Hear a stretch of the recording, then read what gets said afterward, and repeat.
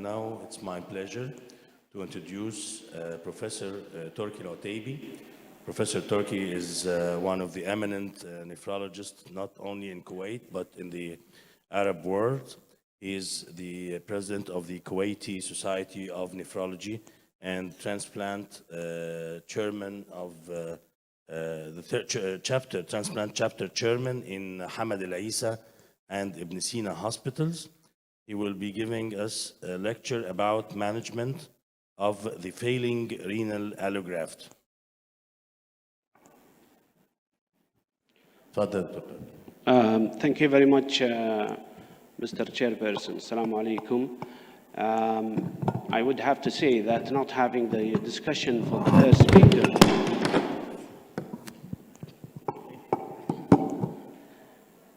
could only translate into more time for me. I'd like to thank Dr. May, Hasaballah, Dr. Ayman, Dr. Amr, Dr. Salah, and all the organizing committee for this gracious invitation. So my talk today will be about the management of the failing renal allograft. And this is the agenda. After the introduction, I'll be talking about mortality in patients with failed renal allograft returning to dialysis. Then dialysis after graft loss in terms of initiation and modality, management of immune suppression, what to do with the immune suppression of patients who lost their graft, and then end with transplant nephrectomy in terms of outcome and whether what is better, surgical or embolization.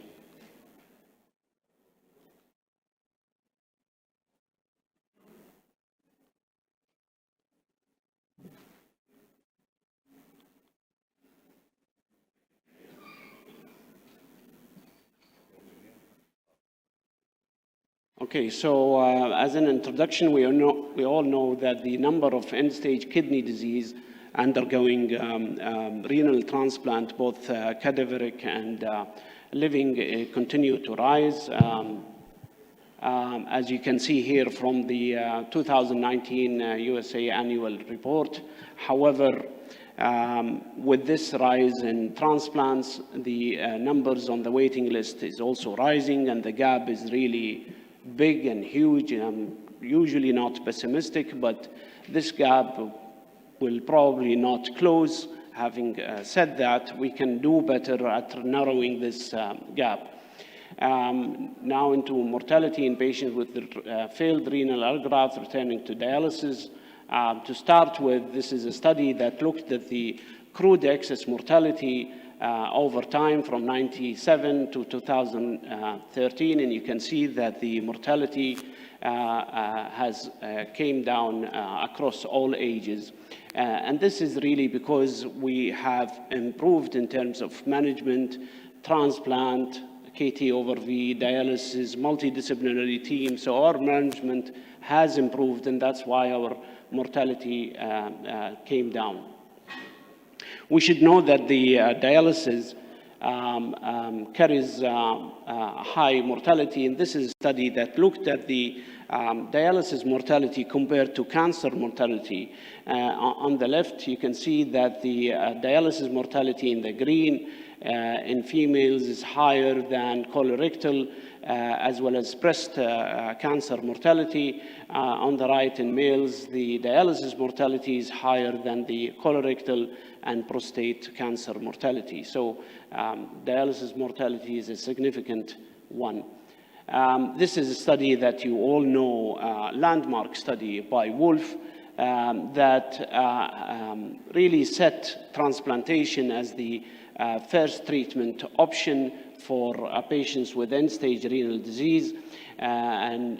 This is comparing the transplant patients to the patients on the waiting list, so selected group of dialysis patients, and you can see that the risk of mortality equals as at 106 days, and the survival was equal at 244 days, and after that, there was a clear advantage for transplantation.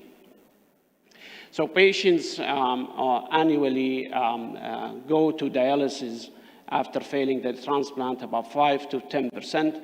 Out of those, 5 to 13% only gets to be transplanted. As you can see from this study, the dark blue is the patients who are retransplanted annually. This is a study that by Rao that looked at compared actually the mortality of patients going to dialysis after failing their transplant. As you can see here, compared with the patients on dialysis on the waiting list, and you can see that the mortality of dialysis patients after failing their graft has a hazard ratio of 1.78. The x-axis is the days reaching to 1 year. When he did this, continued to do this analysis for 5 years, you can see the red dotted dots are the patients' mortality after failing their transplant on dialysis. Still has a higher mortality up to 5 years with a hazard ratio of 1.25. This is a study that looked at compared the mortality of patients on transplant to the mortality of patients on dialysis after losing their graft. And you can see that the overall mortality for patients losing their graft on dialysis compared to the mortality on transplant is higher by 3 times. The cardiovascular mortality is higher by 7 times. The infectious mortality is higher by 5 times, not so much the malignancy. So when you lose your graft and go back to dialysis, your mortality is very high.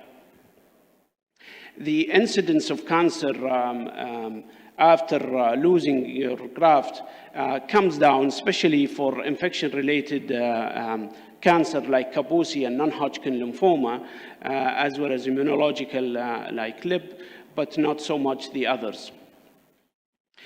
Moving on to dialysis after graft loss. To start with, this is something that you all know, the KDOKI of 2006 that looked at the GFR of 15 as a set point to doing dialysis. This is the ideal study, the only randomized controlled trial that I know. And in this study, they included patients more than 18 years of age, CKD GFR between 10 to 15, with a total of 800 patients. In this study, they compared early start of dialysis with a GFR of 10 to 14, with late start of dialysis with a GFR of 5 to 7, with the primary outcome as death from any cause. Now, in both groups, there was about 3% of dialysis patients after losing their graft. And there was no difference between early or late start in this randomized controlled trial. This is the KDOKI again, but this is the 2015, and in their guidelines, they don't mention numbers anymore. So the signs and symptoms of uremia, protein energy wasting, volume overload that you cannot manage with medical therapy should dictate your decision rather than a specific level of kidney function. Now, in terms of patient going to dialysis after losing their graft, should you put them on BD or hemodialysis? This is a compilation of 6 studies and they showed no difference between BD or hemodialysis if you lose your graft. This is a Canadian organ replacement registry that included 2,000 patients and compared them, randomized them to BD or hemodialysis after losing their graft, and there was no difference. We all know that the vascular access is important. This is the CHOICE study that showed that if you have a fistula, you have the lowest mortality, and if you have catheter, you have the highest mortality. This is a study that showed that patients after losing their graft had in the study 65% of central venous catheter, and so knowing that those patients' mortality once they go to dialysis is higher than the usual dialysis patient, and knowing that the central venous catheter carries a high mortality only adds to the problem. So we should do better in terms of planning. And this is a study that looked at planned vascular access in terms of survival versus unplanned vascular access. And logically planned vascular access had a better survival. In terms of management of immune suppression, what would you do with patients, with the immune suppression of patients who fail their graft?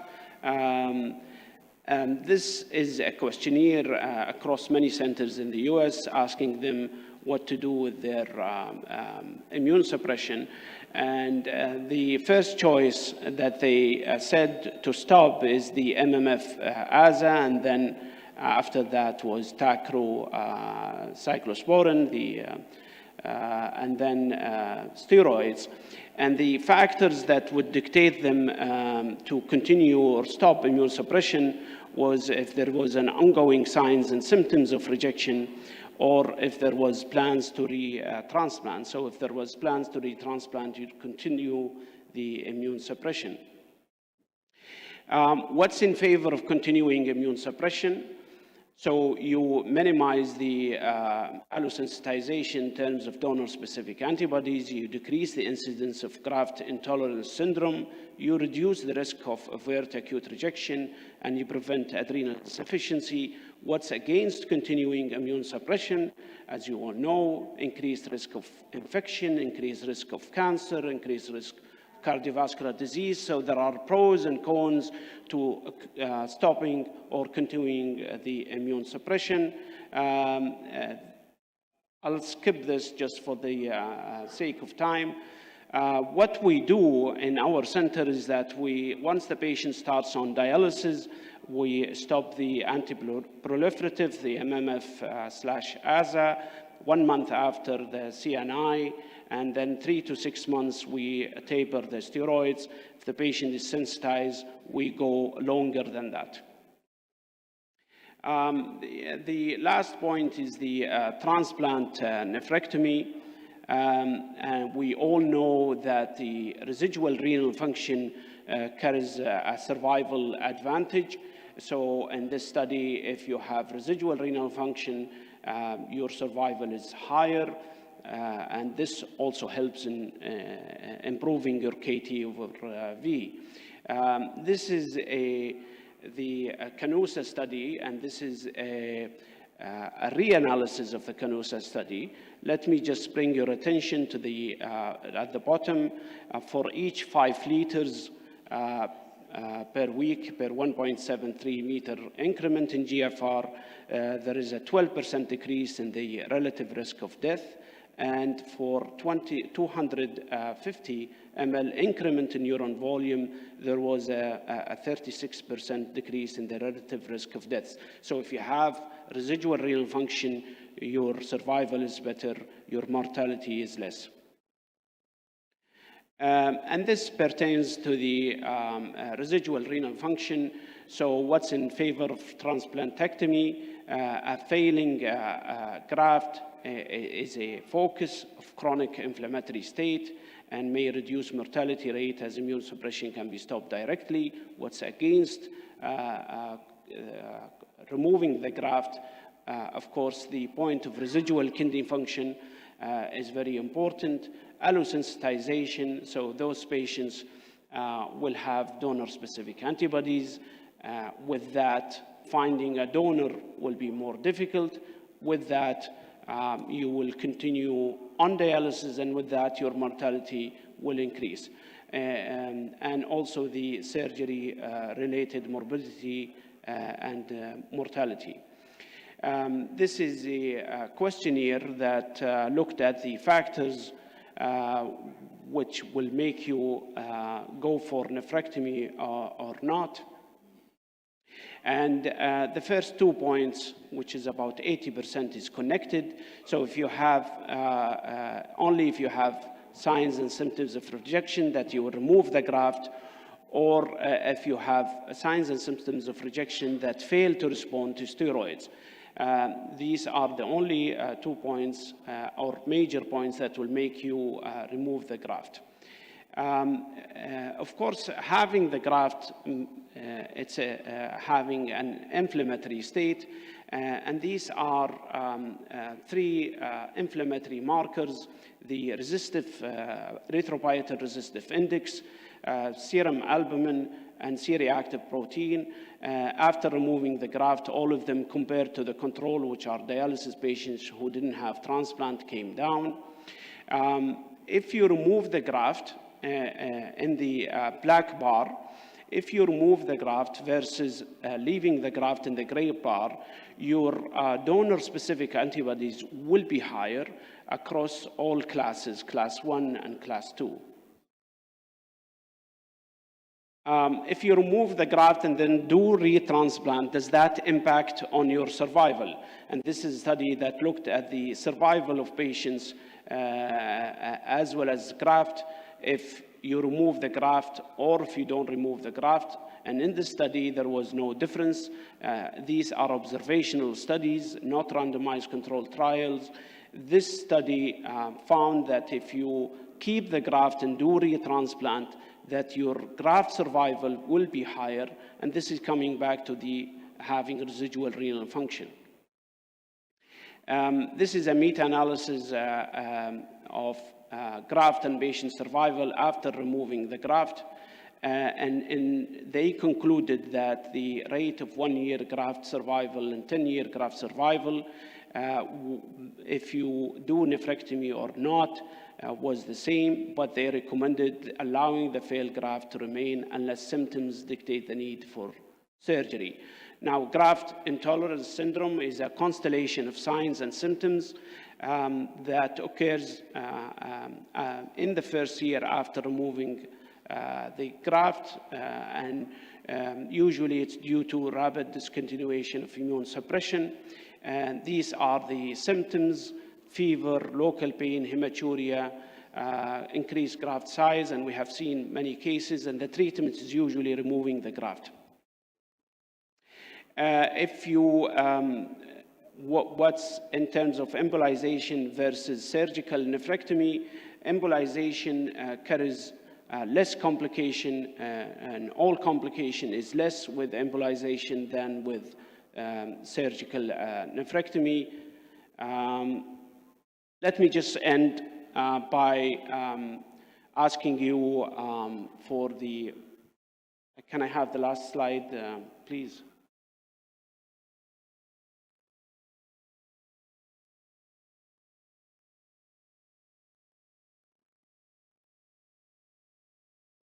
Last slide.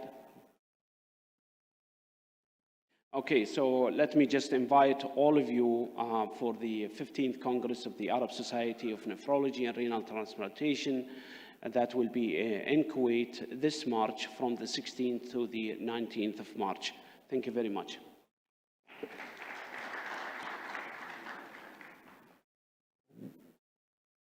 Well, thank you very much. Thank you, Professor Turk, for such elegant presentation. And we can have 1 or 2 questions. Actually, I have a question, Professor Torki. Sure. It's a very nice presentation, very illustrative. But what do you think about keeping the immune suppressive medications in patients who plan for second transplantation soon?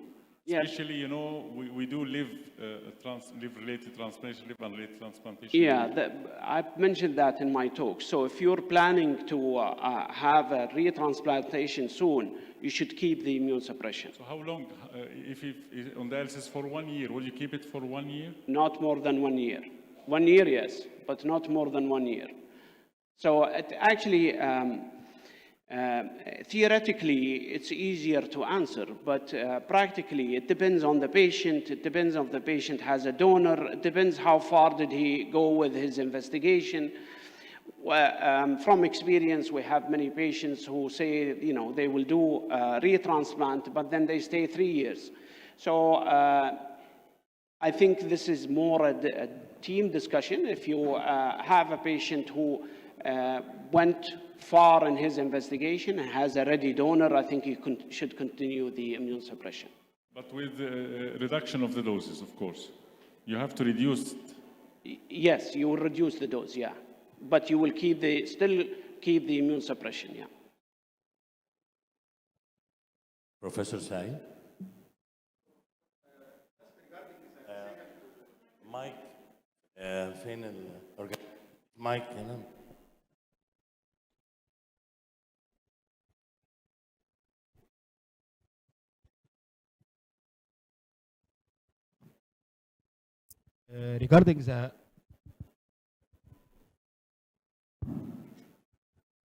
Regarding the decision of graft nephrectomy, I think it is not a decision only of the nephrologist. Should be also cooperate with the surgeon. I mean, in a multidisciplinary, because if late graft failure is there, a lot of fibrosis and so on, difficult to remove the graft. So it is not the only the nephrologist opinion. I mean, we should share with this opinion with the surgeon. What do you think? For sure, doctor. We don't dictate on the surgeons to do things, but if we think that the patient, let's say the patient has a graft intolerance syndrome, febrile, huge swelling, and we think this is graft intolerance, we will tell the surgeons, and if there is nothing against that, they will remove the graft. Yes, we should discuss with the surgeons, but if there is a medical decision behind that, you should ask the surgeon to remove it if he can, yeah. Yes, please. Yes. Dr. Faisal. Faisal. Yeah, just maybe I came late, maybe you already mentioned that. How frequent you are going to take biopsy? Dr. Faisal, we cannot hear you. Mic, please. Okay. I have to remove the mask, not the mic. How frequent you are going to take biopsy in the failed graft, and the period between each biopsy in order to be sure that this is the failed graft and it is nothing else? There should be at least one biopsy, at least. So if the patient has a rise in his creatinine for, let's say, any reason, and we think this is failing, you should rule out that the patient has some rejection or anything other than just fibrosis and tubular atrophy. So you should do at least one biopsy. And if it shows fibrosis or tubular atrophy and there is no rejection, and this continues failing, I won't do another biopsy. Thank you, Professor Turki, for such elegant presentation.